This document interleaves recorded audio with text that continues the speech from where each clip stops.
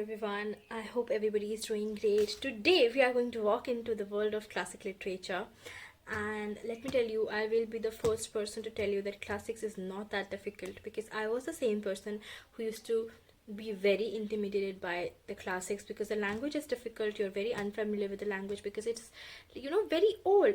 They happened written 100 to 200 years ago, and you find it so unrelatable and so difficult to read. But let me tell you, I have a curated list of classics over here with me which I can't even pick apparently.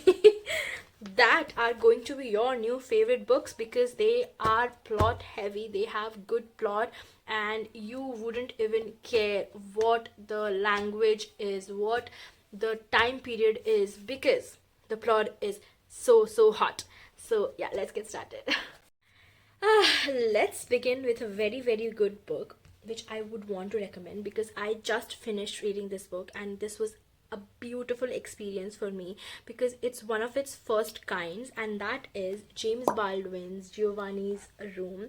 There is a beautiful book that I just finished reading. This is a queer book. I wanted to have an experience of a queer book that has been written in 1950s, which was ahead of its time. So here we follow the life of David. We see the book through his eyes. David is a man in Paris. He is American basically, but he is in Paris waiting for his fiancée to come back from Spain and give him a solid definitive answer if she wants to marry him or not. He is waiting for the answer of his proposal. While she is gone, he falls in love with a barman, Giovanni, who is Italian, living in Paris, working in a bougie bar, and there starts a 3-month-long love affair between them. David is not sure of his sexuality. He doesn't know what he is. He is embarrassed of what he feels for Giovanni. He is ashamed. He feels filthy. But at the same time, Giovanni is very sure about his feelings. He is very sure what he is. He is sure that he loves David. He completely submits himself to David, but David is not being able to do so because he wants a safe, solid life with a woman, that is the fiancée. He does not want to acknowledge his feelings for Giovanni, and that makes the relationship very toxic, obsessive, possessiveness, a lot of yearning, a lot of devastating dialogues between these two, and a very heartbreaking, tragic thing happening. I wouldn't want to spoil this for you, but yeah, this book, definitely go for it. It's just 150 pages, and this will go in a jiffy.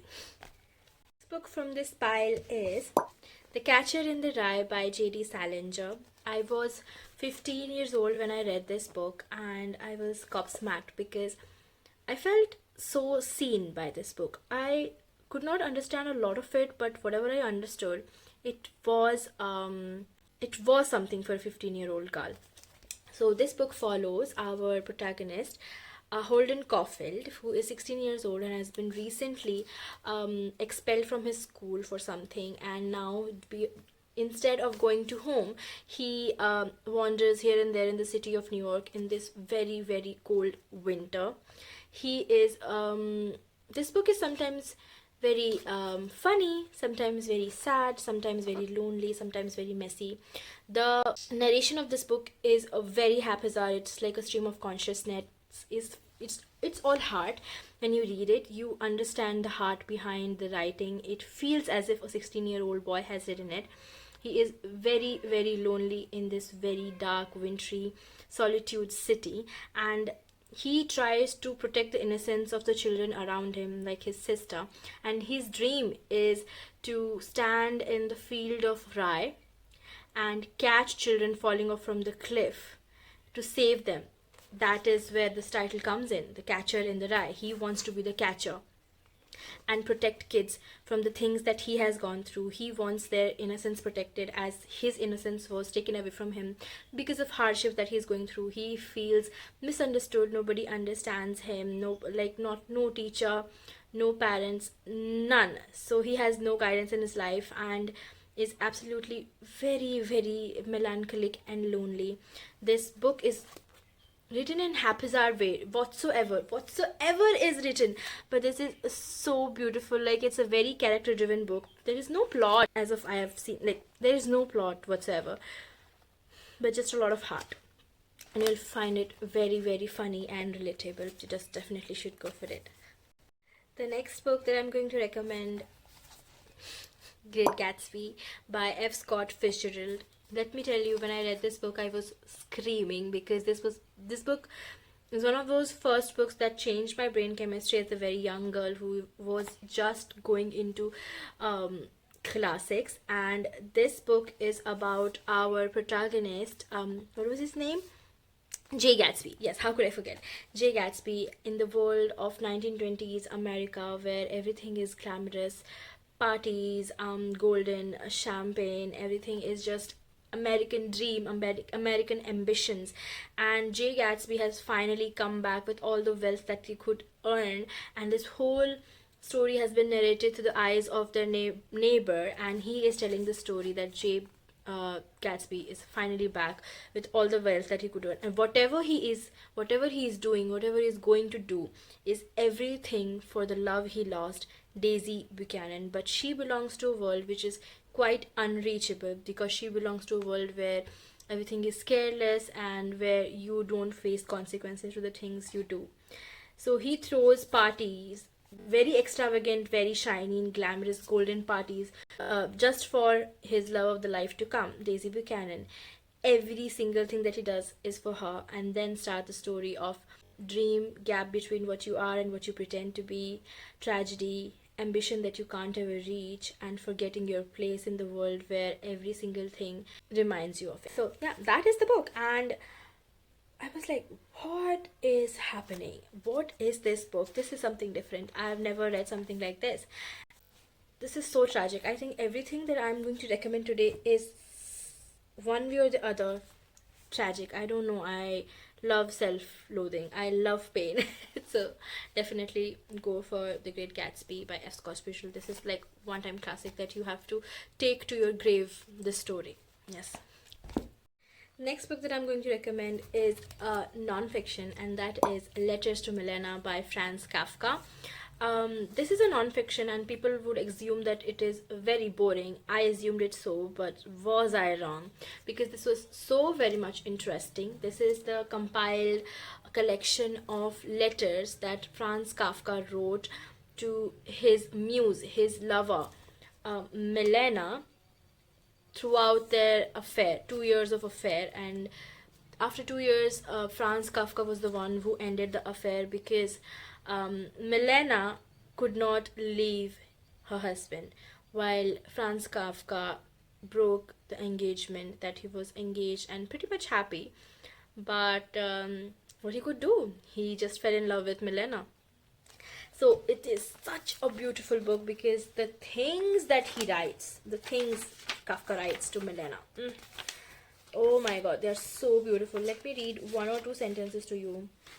This one says, "The rain, which has been going on for 2 days and one night, has just now stopped. Of course, probably, only temporarily, but nonetheless an event worth celebrating, which I am doing by writing to you." Milena is celebration to him, because rain stopped and he is celebrating by writing to her. Another is, "I really can't remember your face in any precise detail, only the way you walked away through the tables in the cafe, your figure, your dress, that I still see." In this whole affair, they only met twice or thrice, I think, and other than that, these 2 years, they only wrote letters to each other. They shared every single thing. It's so mundane, yet so very beautiful.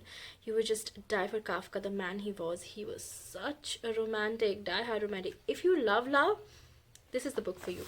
Definitely. The yearning in this book is just devastating, and I love devastating things. Yeah. I don't know what that tells you about me, but yeah, I love devastating things. So yes, this book. The next book that I'm going to recommend is a book that I regret not having with me, because I read it on my phone in a PDF. I don't have the hard copy of it, and I'm just so heartbroken because of that, because it's one of my most favorite books. I mean, this book has everything. This is like a full package. It has a romance, adventure, a lot of mystery going on, some magic, some kidnapping, something, I don't know, whatever. Like everything is there in this book, like a complete package. So this book is called The Princess Bride. by William Goldman, I think. And this book follows this girl, farm girl, who is Buttercup. Her name is Buttercup, and she falls in love with the farm boy who works for her in her farm. And suddenly he's recruited in some job, I think, across the sea, and he disappears. And there's this news that he is dead. And then she is forced into a arranged marriage with the prince of the state that she is living in.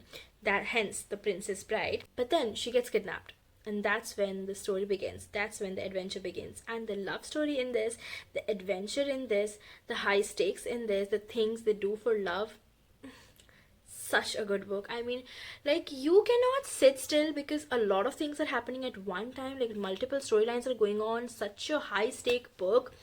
I haven't seen the movie. I really wish to see the movie. I don't know if the movie can match what I read when I read it.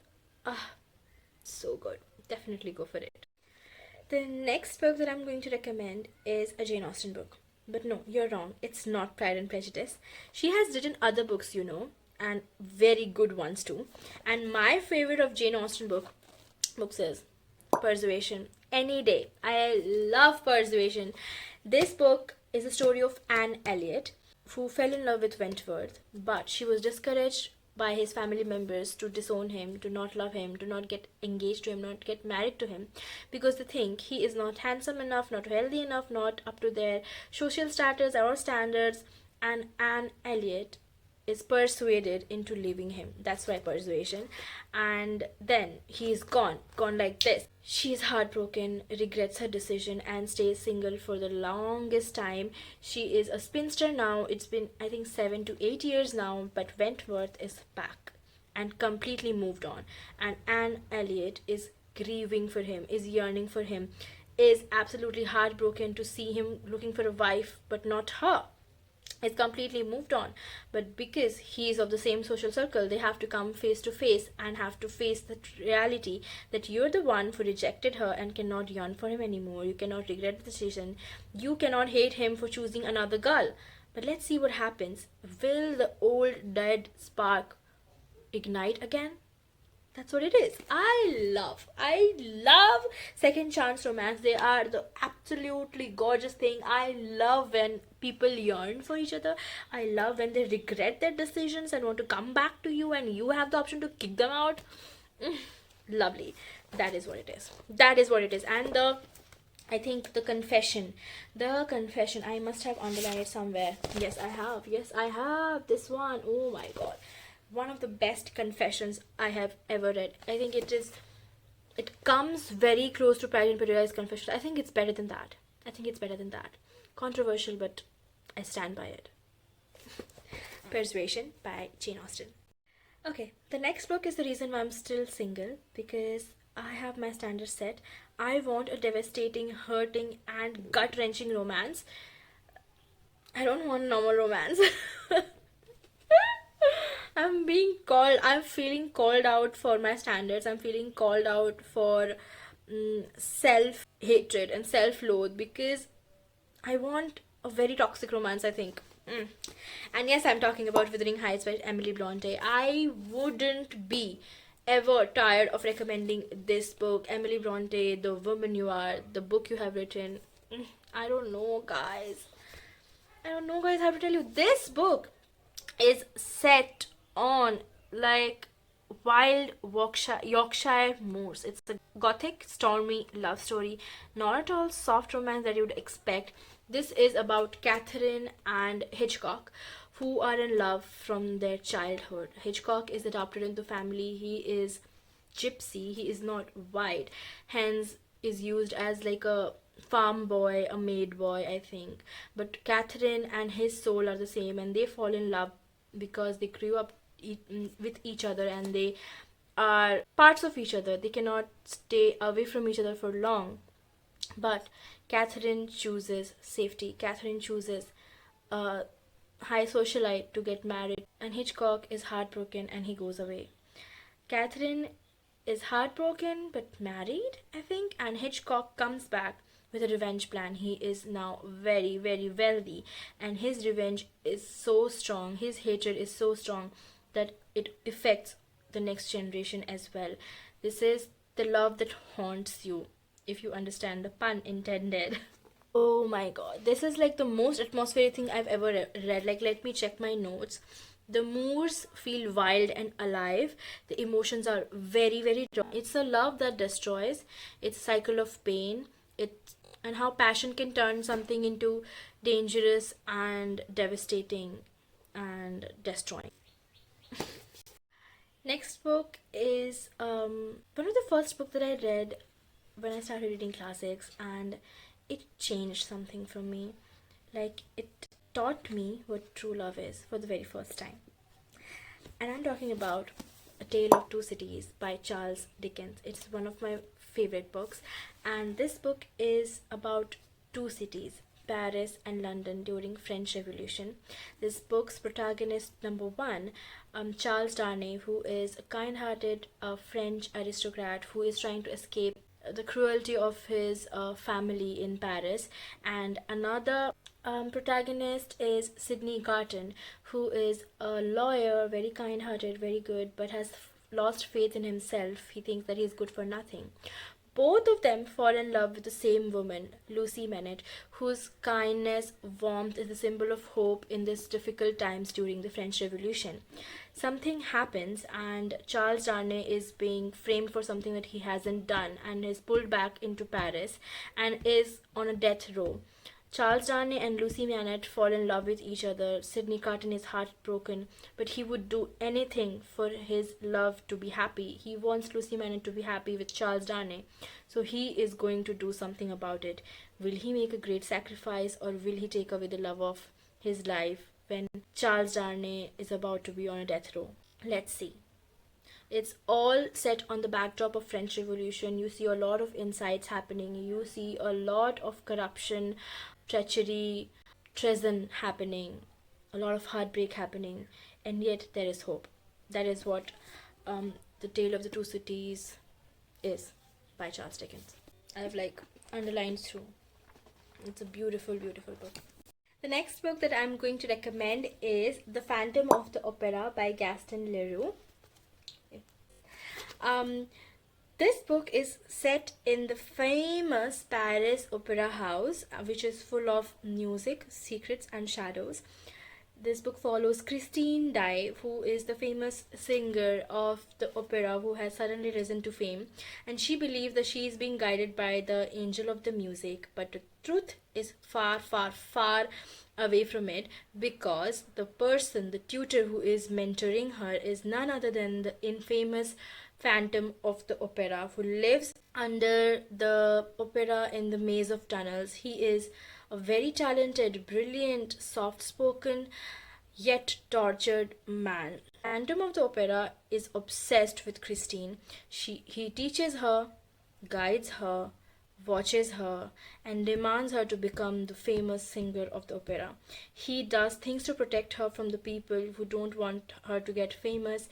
He pulls strings, he kills people, he's overprotective, overpossessive, and things change when Christine is reconnecting to her childhood love, Raoul. He becomes jealous, possessive, starts to control her, starts to threaten her. The opera house becomes a stage of revenge and jealousy. What makes this story very unforgettable is the Phantom himself, a tragic figure who longs to be loved but only knows how to control and terrify. It's a tale about beauty, art, darkness, and madness, and the painful desire to belong in a world who is afraid of you. And I enjoyed this book a lot. A very adventurous, a dark romance, I think. Yeah, that's what people call these days. A very dark and gothic and atmospheric romance. If you're into that, definitely go for it. The last book that I'm going to recommend in this video is going to be Letters to the Young Poet by Rainer Maria Rilke. This is a collection of letters again, and apparently I like reading people's personal letters because I have been recommending you books as such. So this book is collection of letters, as I said, to a young poet who asked Rainer Maria Rilke advice for his writing. So we see a lot of insights on creativity, on writing, on life, on philosophy, on living, just not existing. He talks a lot about looking for validation in yourself rather than outside validation, doing things for yourself, creating things for yourself, not for people to see, and a lot of things. I cannot list down everything other than it will be a spoilery video. I want you to go and read it, one letter a day, and you are going to learn things that you have never been told, and you will get a warm hug from Rainer Maria Rilke himself, because he talks a lot about a lot of problems that artists and creatives feel these days. I feel I am a creative person. I like to believe that, and I have been stumped by a lot of problems when I want to be creative, when I want to create. I cannot meet my own standards. A lot of judgment that comes from me rather than other people. I am not satisfied with a lot of things that I do when it comes to creativity, and every single self-doubt has been talked about in that book, and if not solved, because self-doubt cannot really be solved by outward exterior forces. That's what he also says. It is going to be you who fixes all of this, and this book definitely gives you insight on that and helps you do that for yourself. I mean, the way he talks, it feels like an elder brother telling you something really, really profound, and you actually want to hear it and actually want to like implement it in your life. And it's a great book for creatives and for life. You read and just get stumped by what he wrote and just think about it for a whole day, and just the self-satisfaction of that book, absolutely gorgeous. Just go for it. So yeah guys, we are done with all the books, and I'm really, really happy. Yes, this is the whole stack here with me, and yes, we are done. I hope you enjoy this video. I absolutely love talking about books, so this was a treat for me, but I hope this was a treat for you as well. I hope you read at least one book from this pile. Yeah, and let me know what do you feel about these books. I will see you in my next video. I love you. Bye bye. You are my world, and I love that you watch my videos. I love that you encourage me. So even if 50 of you watch me, I love you from the bottom of my heart. Bye bye.